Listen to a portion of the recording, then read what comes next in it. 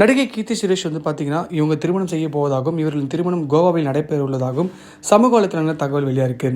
தென்னிந்திய சினிமாவில் பிரபலமாக இருக்கும் வாரிசு நடிகரில் ஒருவர் தான் கீர்த்தி சுரேஷ். இவர் நடித்த முதல் படமே ரசிகர்கள் மத்தியில் கீர்த்தி சுரேஷுக்கு நல்ல வரவேற்பை பெற்றுக் கொடுத்தது. இதனைத் தொடர்ந்து விஜய், சூர்யா, விஷால் என கோலிவுட் முன்னணி நடிகர்களுடன் ஜோடி சேர ஆரம்பித்து விட்டார். தற்போது தெலுங்கு, மலையாளம், ஹிந்தி, தமிழ் பல மொழி படங்கள் நடித்து வராங்க.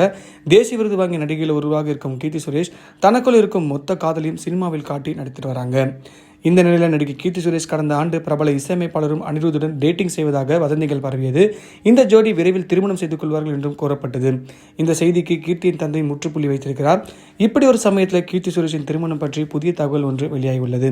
அதாவது எதிர்வரும் டிசம்பர் மாதம் கீர்த்தி சுரேஷுக்கு திருமணம் வைக்கப் போவதாகவும், அவரின் வருங்கால கணவர் உறவினர் ஒருவர் என்றும், இது முற்றிலும் பெற்றோர்களால் நிச்சயிக்கப்பட்ட திருமணம் என்றும் தகவல் வெளியாயிருக்கு. இந்த திருமணத்திற்கு கீர்த்தி சுரேஷும் ஒப்புதல் கொடுத்து விட்டாராம். இது தொடர்பான அதிகாரப்பூர்வ அறிவிப்பு விரைவில் வெளியாகும் என்றும் கூறப்படுகிறது.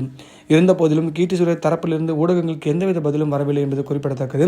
அத்துடன் கீர்த்தி சுரேஷின் இந்த முடிவை கண்டு ரசிகர்கள் அதிர்ச்சி அடைஞ்சிருக்காங்க. சினிமா பொறுத்த வரைக்கும் ஒரு நடிகை ஜெயிக்கணும் அப்படின்னா அவங்களோட நடிப்பு மட்டும் முடியாது, அவங்களோட நேரமும் சொல்லலாம். அந்த அளவுக்கு ஒரு குறைஞ்ச ஒரு நாட்கள்லேயே ஒரு மிகப்பெரிய நடிகையாக வலம் வந்தவங்க தான் நம்ம கீர்த்தி சுரேஷ். அவங்க சினிமாவில் சாதித்த சாதனை பற்றி சொல்லவே தேவையில்லை. அந்த அளவுக்கு மிகப்பெரிய போராட்டங்களை சந்தித்து தான் அவங்க சினிமா துறையில் பெரிய அதிசயங்களை, பெரிய மாற்றங்களை கொண்டு வந்தாங்க. அதில் மிக முக்கியமாக சொல்லணும் அப்படின்னா நடிகர் திலகம் அப்படின்ற படத்தை பற்றி சொல்லலாம்.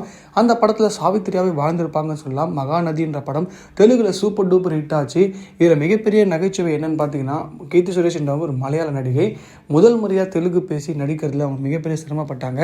அப்படிப்பட்ட கஷ்டத்துக்கு அவங்களுக்கு கிடைச்ச பரிசு தான் நேஷனல் அவார்டு. ஒரு நடிகையாக பார்த்தீங்கன்னா நேஷனல் அவார்டு வாங்குறது சாதாரண விஷயமே கிடையாது. அந்த அளவுக்கு அந்த படத்தில் பயங்கரமான எஃபர்ட் போட்டு அவங்களோட தனித்திறமையை காட்டி ஒரு மிகப்பெரிய நடிகையாக வலம் வந்தாங்கன்னு சொல்லலாம். அடுத்தடுத்து நிறைய படங்கள் நடித்தாலுமே ஒரு சில படங்கள் அவங்களுக்கு ஹிட் ஆகாத காரணத்தினால அவங்க தமிழ் சினிமா விட்டு மெல்ல விலகி தெலுங்கு சினிமாவுக்கு போனாங்க. ஆனால் அங்கேயும் அவங்களுக்கு ஒர்க் அவுட் ஆகலை. என்னடா ராசி இல்லாத நடிகை அப்படின்னு சொல்லி எல்லாருமே ஒதுக்குற அளவுக்கு அவங்களோட படங்கள்லாம் எல்லாமே மொக்கையாக இருந்ததுன்னு சொல்லலாம்.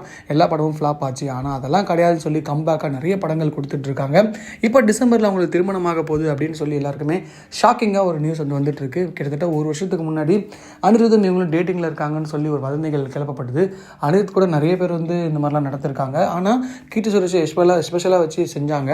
ஆனால் இப்போ அதுக்கு முற்றுப்புள்ளி வைக்கும் விதமாக இப்போ இவங்க சொல்லியிருக்க சம்பவம் உண்மையிலே ரசிகர்களுக்கு ஒரு பக்கம் சந்தோஷமாக இருந்தாலும் ஒரு பக்கம் ஐயோ கீர்த்தி சுரேஷுக்கு கல்யாணம் ஆக போதா அப்படின்னு சொல்லி ஆச்சரியப்படுற அளவுக்கு எல்லாருமே ஷாக்கிங்கில் இருக்காங்கன்னு சொல்லலாம்.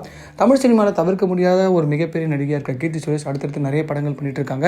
கிட்டத்தட்ட தளபதி விஜய் கூட 2 படம் பண்ணியிருக்காங்க. படங்கள் எல்லாமே சூப்பர் டூப்பர் ஹிட் ஆச்சு.